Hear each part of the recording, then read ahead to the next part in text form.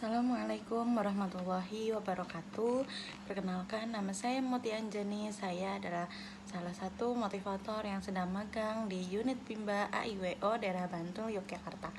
Di sini saya akan memberikan jawaban tugas belajar di luar kelas hari ke-17. Pertanyaan-pertanyaannya yakni dengan tema kegiatan Bimba AIUEO kedua. Langsung saja pertanyaan bagian A, yakni pertanyaan seputar tentang kegiatan bermain baca-bacaan. Pertanyaan yang pertama yakni jelaskan apa yang dimaksud dengan kegiatan bermain baca-bacaan.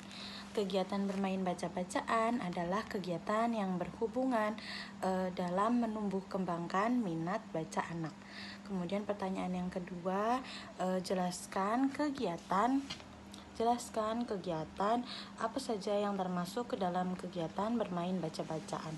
Dalam kegiatan bermain baca-bacaan yakni ada berbahasa Bimba, kemudian modul baca yang sudah dikerjakan, kemudian modul baca yang sudah dikuasai anak sebelumnya, dan buku cerita maupun majalah Sahabat Bimba. Kemudian pertanyaan yang ketiga yakni apa tujuan dari kegiatan bermain baca-bacaan. Tujuannya yaitu untuk menjadi sebuah kegiatan prioritas untuk menumbuh kembangkan minat baca anak. Kemudian pertanyaan yang keempat, kapan kegiatan bermain baca-bacaan dilakukan oleh motivator?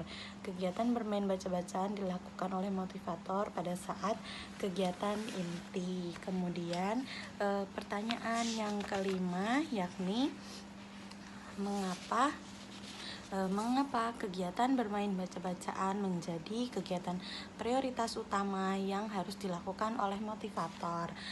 Karena bermain baca-bacaan adalah inti dari teori Bandul.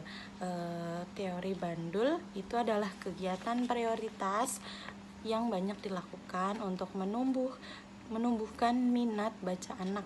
Kegiatan ini juga harus sering dilakukan karena mempengaruhi semangat anak. Kemudian pertanyaan yang keenam yakni apa yang harus dievaluasi oleh motivator ketika anak bermain baca-bacaan. Yang harus dievaluasi oleh motivator ketika bermain baca-bacaan, yang pertama yakni evaluasi tujuan utamanya, yaitu pastikan anak dan motivator menikmati proses bermain baca-bacaannya. Kemudian evaluasi tujuan khususnya yakni pastikan penerapannya memprioritaskan bermain baca-bacaan. Artinya durasi bermain baca-bacaan ini makin lama itu makin meningkat. Kemudian pertanyaan yang ketujuh, bagaimana cara menerapkan kegiatan bermain baca-bacaan bersama anak? Caranya yakni yang pertama dilakukan secara bersama-sama dengan suasana yang menyenangkan. Kemudian sebelumnya berdialog dulu dua arah, kemudian baru melakukan bermain baca-bacaan secara bersama-sama dengan suasana menyenangkan. Kemudian baru arahkan anak tetap aktif dan berikan reward ataupun motivasi setiap 5 menit sekali. Kemudian pertanyaan yang ke-8, apa dampaknya jika motivator tidak menerapkan bermain baca-bacaan? Dampaknya yakni kurangnya minat baca anak, kemudian anak akan cepat merasa bosan dan kehilangan semangatnya.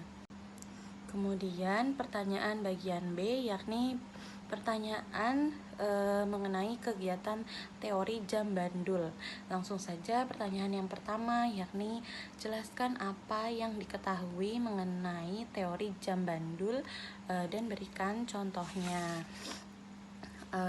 Teori bandul ini adalah teori yang digunakan sebagai acuan dalam menentukan kegiatan prioritas di Bimba AIUEO, di mana kegiatan yang menjadi prioritas utamanya adalah bermain baca-bacaan. Contohnya seperti teori bandul ini, contohnya yakni misal pertama bermain baca-bacaan, kemudian kegiatan selingan seperti bermain tiket, kemudian kembali lagi bermain baca-bacaan, kemudian diselingi dengan mewarnai, menggambar atau yang lainnya, kemudian balik lagi ke bermain baca-bacaan.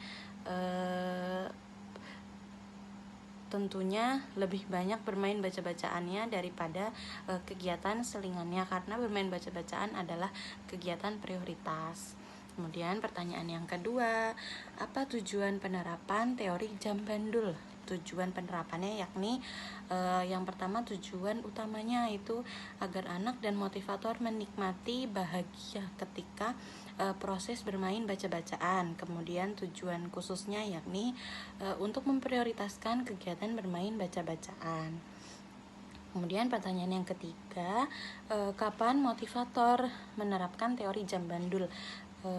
Teori jam bandul diterapkan oleh motivator pada saat kegiatan inti. Pertanyaan yang keempat yakni bagaimana cara penerapan teori jam bandul? Cara penerapannya yakni yang pertama, teori bandul diawali dengan mengarahkan anak untuk bermain baca-bacaan bersama-sama sesuai dengan kemampuan dari masing-masing anak. Kemudian yang kedua, sebelum melakukan kegiatan selingan, motivator dapat memotivasi dan mengarahkan anak untuk menambah bermain baca-bacaannya. Kemudian kegiatan prioritas utama bermain baca-bacaan ini harus lebih banyak durasinya dibanding dengan kegiatan selingannya. Kemudian pertanyaan yang kelima yakni bagaimana jika motivator tidak menerapkan teori jam bandul? Ketika motivator tidak menerapkan teori jam bandul, maka kegiatan belajar akan menjadi monoton, kemudian anak akan mudah bosan, dan minat belajar anak akan berkurang. Kemudian pertanyaan yang keenam, apa dampaknya jika motivator tidak menerapkan teori jam bandul? Dampaknya yakni nanti anak dapat kehilangan rasa bahagianya, rasa senangnya, kemudian tidak tumbuhnya minat belajar pada anak. Seperti itu. Mungkin cukup sekian yang dapat saya sampaikan. Kurang lebihnya saya mohon maaf. Wassalamualaikum warahmatullahi wabarakatuh.